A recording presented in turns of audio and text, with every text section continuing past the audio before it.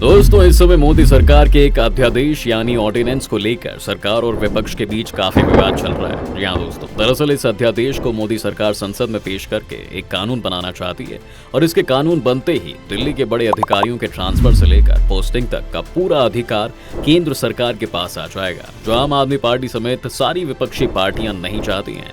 और यही इस वक्त विवाद का सबसे बड़ा कारण बना हुआ है। मोदी सरकार ने जहां एक तरफ पूरी ताकत लगा दी है इस अध्यादेश को पास कराने में, तो वहीं विपक्ष की सारी पार्टियां एकजुट हो गई हैं कि यह अध्यादेश ना पास हो सके। आपको बता दें कि इससे पहले दिल्ली की केजरीवाल सरकार इस जंग को सुप्रीम कोर्ट में जीत चुकी थी, लेकिन मोदी सरकार ने ऑर्डिनेंस लाकर केजरीवाल की जीत को हार में बदल दिया। इस पूरे विवाद को हम डिटेल में आज के इस वीडियो में समझाने वाले हैं और साथ ही ये भी समझेंगे कि अध्यादेश यानी ऑर्डिनेंस होता क्या है और ये संसद के कानून से कैसे अलग है। इसके अलावा हम आज की सिचुएशन पर भी बात करेंगे कि अगर यह दिल्ली अध्यादेश मोदी सरकार संसद से पास करा लेती है तो इसका क्या असर होगा। दोस्तों, दिल्ली हमारे देश की राजधानी है और इसलिए हमारे संविधान में भी इसके लिए स्पेशल प्रोविजन दिया गया है। जिसके अलावा यह एक यूनियन टेरिटरी भी है, जिसका मतलब होता है केंद्र शासित प्रदेश, यानी केंद्र सरकार के अंडर आने वाला प्रदेश। कहने का मतलब ये हुआ कि दिल्ली के सभी सरकारी कामकाज को सेंट्रल गवर्नमेंट और वहां की चुनी हुई गवर्नमेंट के बीच में बांटा गया है। भारत के संविधान के मुताबिक एडमिनिस्ट्रेशन से जुड़े कुछ कामों को दिल्ली सरकार करेगी और कुछ कामों को केंद्र सरकार भी करेगी। लेकिन आपको बता दूं कि सत्ता का यही बंटवारा दिल्ली में दोनों सरकारों के बीच विवाद का एक बड़ा कारण बना रहता है। राजधानी दिल्ली के कुछ सरकारी कामों पे केंद्र सरकार चाहती है कि उसका पूरा अधिकार हो, वहीं दूसरी तरफ दिल्ली सरकार चाहती है कि उस पर उसका ही कंट्रोल हो। और इसी को लेकर केंद्र की मोदी सरकार पिछले दिनों एक अध्यादेश लेकर आई और इसका विरोध दिल्ली के मुख्यमंत्री अरविंद केजरीवाल समेत विपक्ष की सारी पार्टियां और नेता कर रहे हैं। जी हाँ दोस्तों, और इस दिल्ली अध्यादेश को अब मोदी सरकार संसद से पास करा के कानून का रूप देना चाह रही है। दरअसल दोस्तों, सबसे पहले केंद्र की मोदी सरकार और दिल्ली की केजरीवाल सरकार के बीच दिल्ली को लेकर क्या विवाद है, इस पर बात कर लेते हैं। देखिए, ये तो हम सभी जानते हैं कि हमारे देश में 28 स्टेट्स और 8 यूनियन टेरिटरीज यानी यूटी हैं। हर एक स्टेट में एक चुनी हुई सरकार होती है जिसे राज्य सरकार यानी स्टेट गवर्नमेंट कहा जाता है। इंडियन कॉन्स्टिट्यूशन के मुताबिक सभी राज्य सरकारों को अपने राज्य को चलाने की पूरी आजादी होती है और नॉर्मल कंडीशन में किसी भी राज्य सरकार के काम केंद्र सरकार कभी भी इंटरफेयर नहीं कर सकती है। लेकिन यूनियन टेरिटरीज के केस ऐसे नहीं होते हैं। जी हाँ दोस्तों, यूटी पर कंट्रोल सेंट्रल गवर्नमेंट का भी होता है और सेंट्रल गवर्नमेंट यूटी के एडमिनिस्ट्रेशन को चलाने के लिए एक अधिकारी अपॉइंट करता है, जिसे उप राज्यपाल यानी एलजी कहते हैं। एलजी के जरिए ही केंद्र सरकार हर एक यूटी के एडमिनिस्ट्रेशन को कंट्रोल करती है। देश के 8 यूटी में से दिल्ली, पुडुचेरी, जम्मू एंड कश्मीर में फुल स्टेट्स की तरह ही लेजिस्लेचर की व्यवस्था की गई है, यानी वहां भी विधायक चुने जाते हैं और सरकारें भी बनती हैं। और क्योंकि अब इन 3 यूटी में केंद्र सरकार के साथ साथ वहां की चुनी हुई सरकार भी हो जाती है और इसलिए सभी सरकारी कामों को दोनों सरकारों में बांट दिया जाता है। लेकिन आपको बता दूं कि दिल्ली के सरकारी कामकाज पर किसका अधिकार हो, इसे लेकर केंद्र सरकार और वहां की चुनी गई सरकार के बीच एक टेंशन हमेशा बनी रहती है। और दिल्ली में आम आदमी पार्टी की सरकार बनाने के बाद यह विवाद और भी ज्यादा बढ़ गया दोस्तों। जी हाँ, केजरीवाल सरकार जो नियम कानून पास करके दिल्ली में लागू करना चाहते, उसे दिल्ली के एलजी रोक देते थे। एलजी जो कि केंद्र सरकार का रिप्रेजेंटेटिव होता है, उसके द्वारा किसी लॉ या ऑर्डर को रोकने का मतलब होता है कि उसे एलजी ने नहीं बल्कि केंद्र सरकार ने ही रोका है। और इस तरह से जब एक के बाद एक केजरीवाल के फैसले को केंद्र सरकार की तरफ से रोके जाने लगा तो मामला कोर्ट में पहुंच गया। आपको बता दें कि साल 2015 में केजरीवाल सरकार ने दिल्ली पर अधिकार को लेकर दिल्ली हाई कोर्ट में एक अपील भी कर दी थी, जिसका फैसला अगले साल 2016 में आया और उस फैसले में दिल्ली हाई कोर्ट ने एलजी को ही दिल्ली का एग्जीक्यूटिव हेड माना, यानी कि कोर्ट ने उपराज्यपाल के फेवर में फैसला सुनाया था। हाईकोर्ट के इस फैसले से एलजी दिल्ली का असली मालिक बन गया और जनता द्वारा चुनी हुई सरकार एलजी के अधीन हो गई। लेकिन दिल्ली के मुख्यमंत्री अरविंद केजरीवाल इतने में हार कहाँ मानने वाले थे दोस्तों। जी हाँ, उन्होंने हाई कोर्ट के इस फैसले के खिलाफ सुप्रीम कोर्ट में अपील कर दी।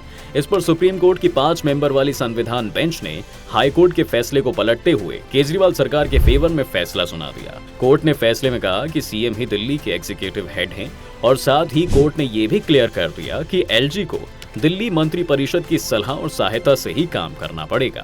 कहने का मतलब बिल्कुल साफ था कि दिल्ली का असली बॉस सेंट्रल गवर्नमेंट द्वारा अपॉइंट किया गया एलजी नहीं बल्कि दिल्ली की सरकार ही होगी। सुप्रीम कोर्ट के इस फैसले से केजरीवाल की बहुत बड़ी जीत हुई, जबकि केंद्र सरकार यानी कि मोदी सरकार की उसमें हार समझी जा सकती है। लेकिन इसी बीच सुप्रीम कोर्ट ने दिल्ली के बड़े अधिकारियों के पोस्टिंग और ट्रांसफर के मामले को 2 जजों वाले बेंच को रेफर कर दिया था। इस बेंच ने सुनवाई तो की, लेकिन दोनों जजों की राय अलग अलग थी और इस वजह से कोई भी क्लियर डिसीजन नहीं लिया जा सका कि दिल्ली के बड़े अधिकारियों के पोस्टिंग और ट्रांसफर पर किसका कंट्रोल होगा। इसके बाद इस मामले पर सुनवाई करने के लिए सुप्रीम कोर्ट में 5 जजों की बड़ी बेंच बनाई गई और फिर 11 मई 2023 को सुप्रीम कोर्ट की इस बेंच ने सुनवाई करते हुए अफसरों पर कंट्रोल का अधिकार दिल्ली सरकार को दे दिया और साथ ही ये भी कहा कि एलजी दिल्ली सरकार की सलाह पर ही काम करेंगे, यानी कि अपनी मनमानी नहीं करेंगे। दोस्तों, कहा जाए तो एक बार फिर से सुप्रीम कोर्ट में दिल्ली की केजरीवाल सरकार की जीत ही हुई थी और मोदी सरकार की हार। लेकिन दोस्तों, केंद्र सरकार सुप्रीम कोर्ट के इस फैसले के खिलाफ जाते हुए 19 मई को अधिकारियों के ट्रांसफर पोस्टिंग पर एक अध्यादेश जारी कर देती है और अधिकारियों के ट्रांसफर पोस्टिंग का अधिकार दिल्ली सरकार से अपने पास ले लिया। इस अध्यादेश का विरोध विपक्ष से सभी बड़े नेताओं ने किया और सरकार पर आरोप लगाया कि सरकार संविधान द्वारा दी गई फेडरल स्ट्रक्चर को खत्म करने की कोशिश कर रही है।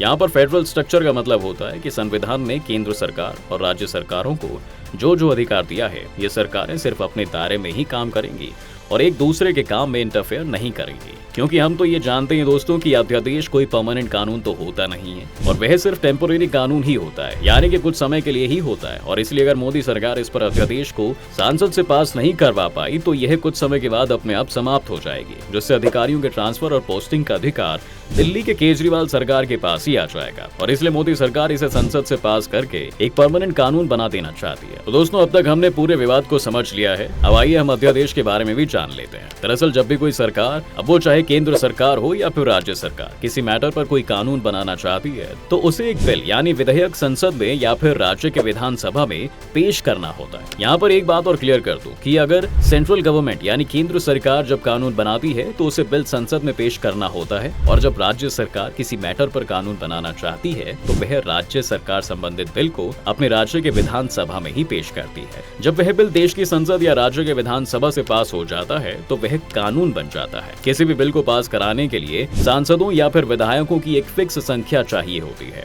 यानी कि संसद में बहुमत चाहिए होती है। लेकिन यहाँ पर गौर करने वाली बात ये भी है कि बिल तभी सदन में पेश किया जाता है जब संसद या फिर राज्य के विधानसभा का सत्र चल रहा हो।